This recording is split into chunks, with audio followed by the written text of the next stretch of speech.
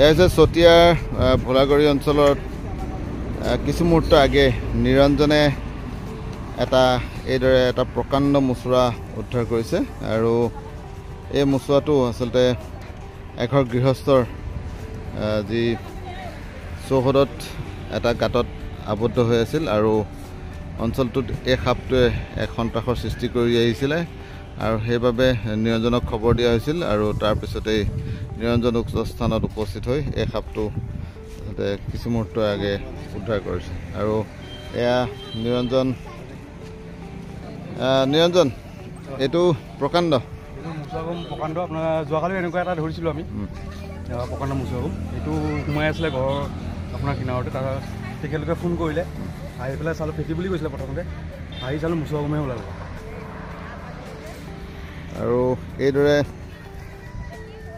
এইখন ভোলাগড়ি গাঁৱৰ এক পৰিৱেশ আৰু এই মুহূৰ্তত সকলো আহিছে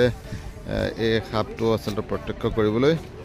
আৰু দৈনিক আচলতে এই সাপটো এই স্থানতে প্ৰত্যক্ষ কৰা হয় আৰু ইতিমধ্যে কণ কণ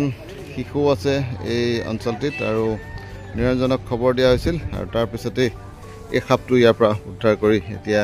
ইয়াক মুকলি কৰি দিয়াৰ ব্যৱস্থা গ্ৰহণ কৰিব।